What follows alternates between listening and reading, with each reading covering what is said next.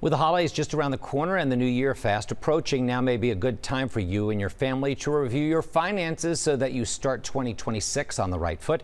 Joining me now is certified financial planner and founder of Forge Wealth Management in Malvern, Regina McCann. Hess, good morning, Regina. Good morning. So quite often, money and finances is not something that a family will discuss around the dinner table, but you say they should. Yeah, Why? It's traditionally a taboo topic, but if you talk about it at the kitchen table, it's going to become more familiar and an okay conversation. And also, all the hidden financial problems come to light and you can fix them. Even with smaller children, teenagers as well? Yes. One, it teaches them better habits and makes it less of a taboo topic because everybody's talking about it.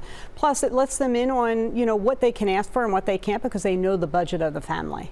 And is that the day-to-day budget, or is it also the things like vacations, or I want a new bike and bigger purchases or something? Yeah, it's a big conversation. You talk about the day-to-day, month-to-month budget, and you say, okay, well, our vacation this year is X and Y, and this is how much it's going to cost, and this is our budget for it, and we have to stay within that budget. Well, speaking of budgets, we're going into the holiday shopping season, and people see shiny things. They want everything. How do people stick to a budget when it comes to holiday shopping? I think you have to create a special budget just for the holidays because it's so easy to use your credit cards and order online because it feels like it just shows up and Santa was at your doorstep and you don't have to pay for it. But if you create that budget and you create the list of people that you have to buy for and set a spending amount for each one, that'll help you keep on track. You mentioned credit cards. I saw an interesting statistic that said that the average person holds $6,500 in credit card debt, and if they're only paying the minimum, it would take 11 years for them to pay them off. Yeah, that's an awful statistic and very true, and that's what a lot of people do. They just pay the minimum and then just get further and further in debt.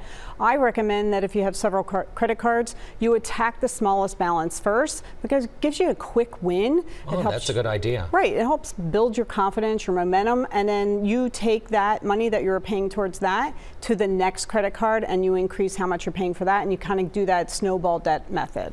We're dealing with the debt and stuff like that. What are some other things that people can get into, in the new year, possibly so they're getting on a better financial footing?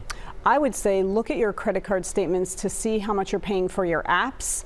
Some of them are monthly, some of them are quarterly or annually, but they eat up a chunk of your discretionary spending, and it might be a good place to say, okay, well, which ones can I cut next year to improve my budget so that more can go towards my savings? I know with streaming services, they always lure me in with like 3 months, and then I forget to cancel the thing, and then I end up like 4 or 5 streaming services that I don't even watch. Oh, it wouldn't happen in my house.